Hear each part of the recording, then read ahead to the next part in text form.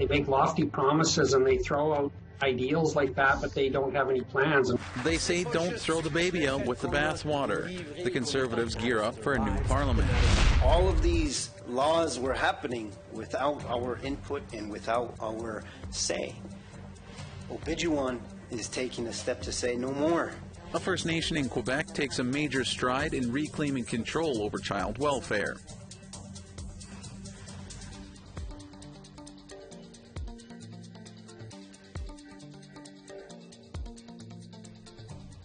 Good evening and welcome to APTN National News. I'm Daryl Stranger. With Parliament resuming later this month, opposition parties are getting ready to hold the Trudeau government to account. The Conservatives announced their shadow cabinet yesterday, and a couple of familiar faces are the critics for Indigenous Crown relations and Indigenous services. APTN's Fraser Needham has more. The newly elected Liberal government is juggling a lot of files when it comes to Indigenous issues. They need to make good on a commitment to end boil water advisories on all First Nations. They have promised to give back land to Indigenous communities. And the Trudeau government has committed to fixing a First Nations child welfare system that has been broken for decades by the end of 2021. On Tuesday, Erin O'Toole announced that Gary Vito will be crowned Indigenous Relations critic. The Saskatchewan MP used to be the Indigenous Services Shadow Minister and says the Liberals make big promises but have no actual roadmap of how to get there. They make lofty promises and they throw out ideals like that, but they don't have any plans. And we could go to the last 6 years and list you 4 or 5 of those things, from the drinking water advisories to the child welfare stuff to the residential schools, the TRC recommendations, where we offer lofty promises and we have these big ideas and big goals, but we're short on outcomes. Ontario MP Jamie Schmale also changed roles. Once a Crown Indigenous Relations critic, he takes over Vito's old file. He says Canadians are appalled there are still First Nations communities that don't have access to clean drinking water. Well, I think Canadians, non-Indigenous, Indigenous, are still wondering how boil water advisories are a problem in this day and age. I think it's more top of mind for everybody at this moment, based on everything that has gone on in the last year or so. And the fact that in my riding, I know I have companies that could make the dirtiest water clean. And if there are those in my area, there are hundreds across the country. So again, I think this is where that relationship is broken, how Ottawa is determining the path forward, which isn't working on the ground. It's clearly not working on the ground. A fully vaccinated Parliament is expected to resume on November 22nd. Fraser Needham, APTN National News, Ottawa. The Algonquins of Barriere Lake in northwestern Quebec are facing a mental health crisis. Their community of Rapid Lake has had a dozen suicide attempts in the last 2.5 months, as well as 2 members who have succeeded in taking their own lives. Tom Fenario looks into what is being done, and a warning to our viewers, this story discusses the difficult topic of suicide. The Algonquin community of Rapid Lake appears to want for nothing. Much of their ancestral land remains intact. They are blessed with plentiful lakes and waterways. But on the ground here, the past few months have been extremely difficult. The latest suicide hit a lot of people because she was such a huge person. She was a friend to everyone, and she was just that person, you know. We didn't think that would happen, that she would do that. According to the health center here, since late August, this is the 2nd suicide. But just as alarming, during the same period, 12 others have tried to take their own lives. And the team of frontline workers has been thinned by burnout. We had 24/7 crisis response team going on the weekends. There's a total of 4 left. We were a team of 10. Rat says the social crisis team has very little support. A community of about 600 is plagued with substance abuse and domestic violence. Many houses are overcrowded and in disrepair. And when things boil over, the nearest police station is an hour and a half away. I don't want to give it that connotation that we are, a very dangerous, ferocious community. We're just a community that's suffering from the impacts of residential, the intergenerational impacts of Canada's policies, or Canadian state settler policies. And it pisses me off. Wabati says the community is in discussions with federal and provincial agencies to get more support. He wants to see long-term solutions for housing and policing fixed, and envisions a healing lodge on the land to help address addiction and mental health issues. I don't want to see another successful suicide. No. That's enough. And we need the Canadian government to help us and all this, to provide us with these things that we're requesting. Frontline workers like Rat agree that long-term issues must be addressed. But she says she can't wait on bureaucracy much longer. She would like a state of emergency to be called. I think it would speed up the process in certain areas, and there would be a focus on certain things that we need. For example, maybe a mobile crisis team can be made available. When asked, Wabati didn't commit to calling a state of emergency, but he didn't dismiss it either. We have our Director General that's talking with the bureaucrats, and also to try to see how, whatever political action, my leadership can take, we'll do that. But at the same time, we're being funneled sometimes through, the bureaucracy, and we have to work with that. APTN News reached out to both regional provincial health authorities and Indigenous Services Canada. Neither were able to respond before deadline. Rat says she has a meeting scheduled with health authorities and Canada on November 18th. She's hoping it can be pushed up sooner. It's something that we need quickly. So I wish it would be something that was a lot faster, but we have to go with what we can get. If you or anyone you know is experiencing thoughts of suicide or self-harm, call the number or visit the website on screen. Tom Fenario, APTN National News, Montreal. We want to hear what you think about the situation happening in the Algonquins of Barriere Lake. Here's how to continue the conversation. Send your emails to news@aptn.ca or leave a comment on aptnnews.ca. You can also find us on Facebook, Twitter, Instagram, YouTube, and TikTok. Follow APTN News to join the conversation and see our latest stories. First Nations in Quebec are celebrating today's historic step forward on the child welfare file. The Adikamekw community of Opitsuwin have officially adopted their own tailor-made child welfare law, the first of its kind in the province. While two other communities in Quebec previously took steps to create their own child welfare policies, those previous agreements still require Quebec's youth protection laws to be applied on reserve. Opitsuwin, on the other hand, will have complete independence and can build their rules from scratch. Leaders say there may be political challenges when the agreement comes into effect in January, but the benefits outweigh the complications. All of these laws were happening without our input and without our say. Obijuan is taking a step to say no more. Now we're going to decide as leaders how we're going to take care of our children, what's going to happen. Yes, resources are going to be a challenge. Yes, there's challenges with repatriation of the children, but those are one step at a time. And we have to focus on the positive of taking charge as opposed to the negative of why it can't work.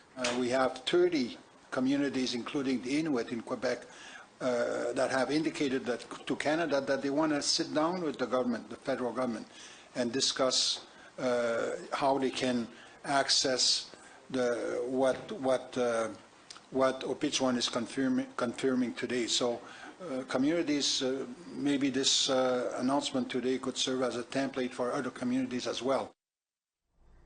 All right, we need to take a short break, but still ahead, there's a new pilot program which aims to educate First Nations operators in Tourism 101 in the Yukon.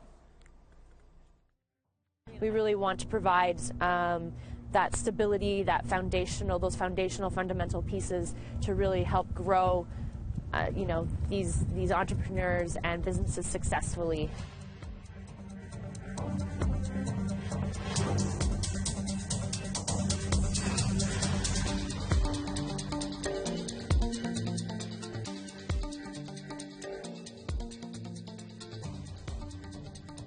Welcome back.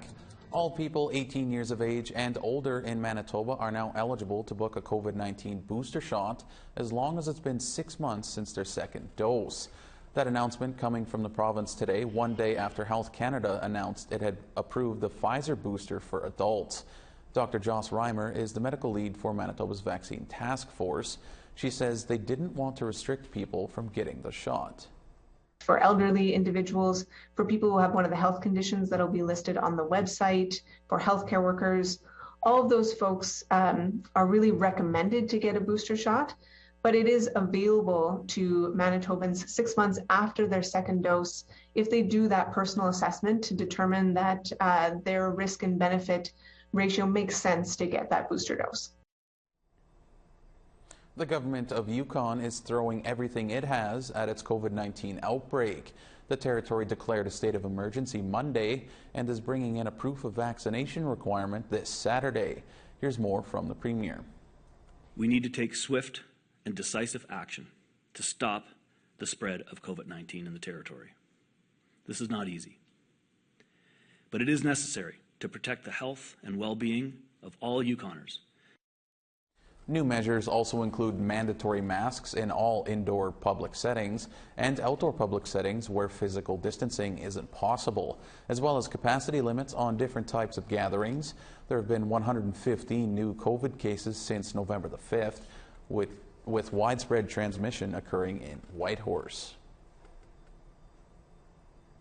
And a new study shows COVID-19 antibodies in mothers are present in their breast milk.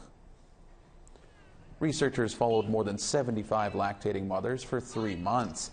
Some of them had antibodies from contracting the actual virus, while others received an mRNA COVID vaccine. Antibodies were present in the breast milk from both sets. The study did not, however, look at whether the antibodies are passed to nursing infants. Tourism is the Yukon's second biggest industry, and now there's a new pilot program which aims to educate First Nations operators in Tourism 101. Here's Sarah Connors with a look at Tourism Boot Camp. Hi, how are you?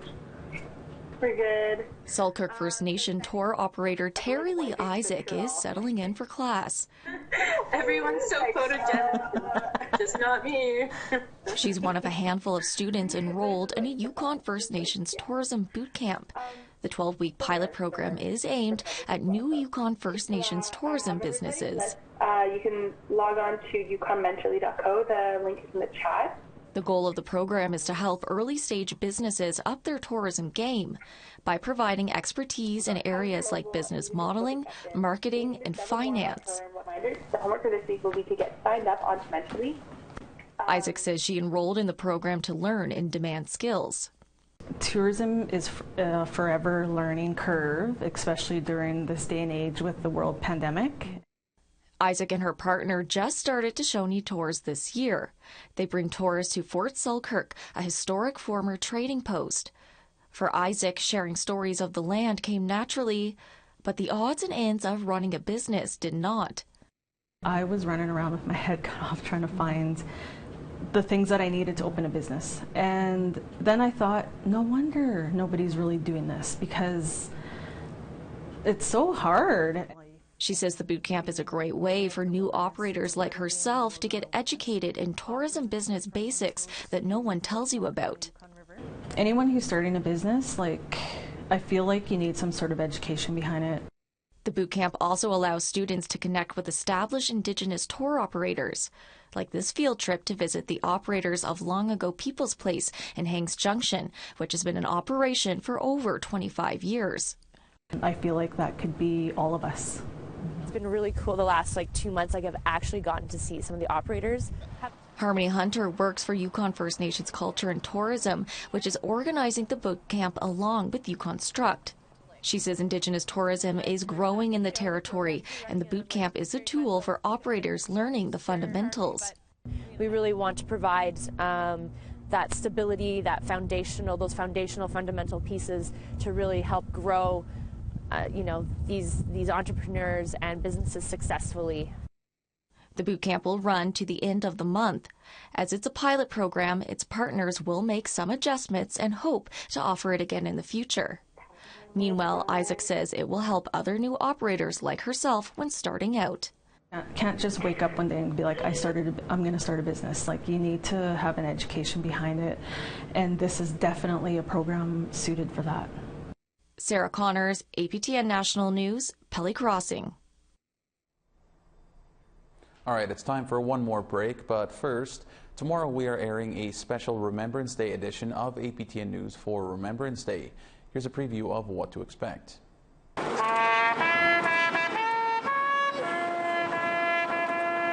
Honoring Indigenous veterans who went to war, a special newscast tomorrow. A look at the ceremonies and stories across the country for and about Indigenous soldiers. A Remembrance Day special broadcast. That's tomorrow on APTN National News.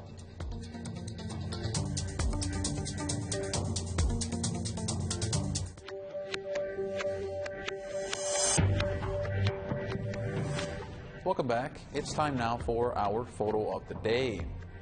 Eric Tutusis, while on a day off, was visiting Galiano Island, located in southern British Columbia, and was able to capture this beautiful moment in time as the sun breaks through the trees. You can send us your great photos to share@eptn.ca, and remember to include details about your photo, and it might be picked for our next photo of the day. Now let's take a look at tomorrow's weather forecast. Beginning in the east, 9 and rain in Charlottetown and 7 and sunny in Fredericton. -2 in Nain and 2 degrees in Happy Valley Goose Bay. 9 degrees in Quebec City and 3 degrees in Val d'Or. 12 degrees in sun in Toronto and 10 in Sault Ste. Marie.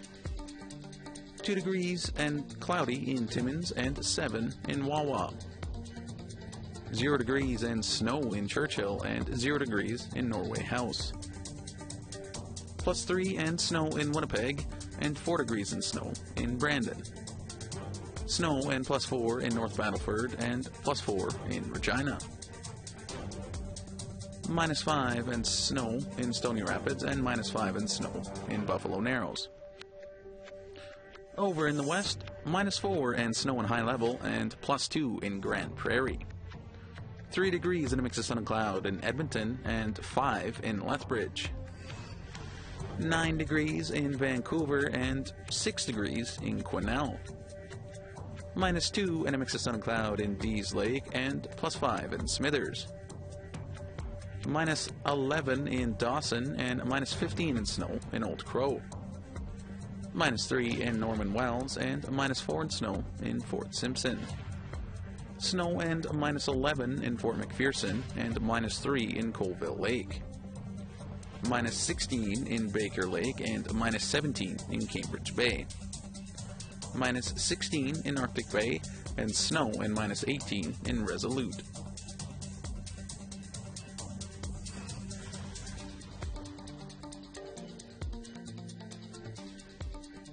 Montreal Canadiens goaltender Carrie Price is getting praise for his bravery and honesty away from the rink after opening up about his struggle with substance use. The star goalie had been off the ice to enter the Players Assistance Program. In a statement, Price says, "Last month, I made the decision to enter a residential treatment facility for substance use. Things had reached a point that I realized I needed to prioritize my health for both myself and for my family." Price was back on the ice for team practice yesterday, but there's no word on when he will return to the lineup. And Melissa Ridgen was away from the newsroom today and hosted today's In Focus from home. Inventors and innovators was the topic, and In Focus chatted with several of them. Here's a clip from that show. So, as we said at the beginning of the show, our ancestors invented a whole bunch of things that we still use today, from sunglasses to rubber to painkillers. That innovative spirit certainly lives on, as you're going to see today with the guests that we have on here for you. Our next one is Jordan Smith. He joins us from Toronto. He's now the brains behind this app called Rentory. I have to say, when I heard about this app, I thought, well, and I guess that's the thing about the best inventions. When you hear about them, you're like, well, why didn't I think of that? That just seems so logical. Can you walk us through a little bit about how you came up with the idea and then how you got it up and got it started? Yeah, for sure. I guess long story short, is like being your typical adventurous millennial. Found myself on a trip to Vancouver, really wanting to kayak randomly. But that being said, the process to do that wasn't as easy as I thought it should be. It was full of multiple steps, to be honest, a whole bunch of phone calling, figuring out that a lot of the rentals didn't really meet even my price range. So that being long story short, really wanted to create a platform that solved my issue that I had in particular, and also maybe other individuals.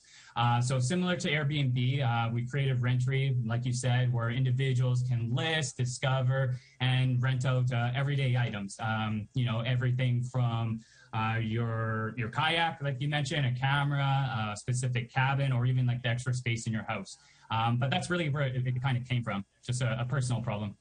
I've always had a love for like entrepreneurship, creating things, really figuring out like the process of how to do it.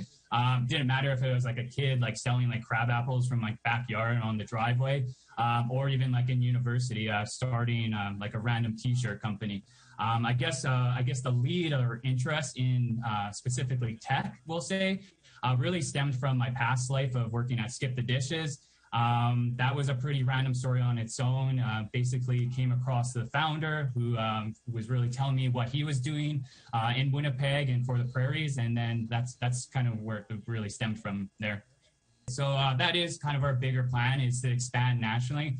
So currently right now we have early access to our application on the Google Play Store and Apple App Store that will allow individuals to actually upload particular items as of today if they wanted to, and really start that rental community throughout Canada, regardless if you're in Bercy, Saskatchewan, that's where my grandma's initially from, or even like Toronto. So that's kind of the bigger plan, is to really kind of expand this rental community from coast to coast.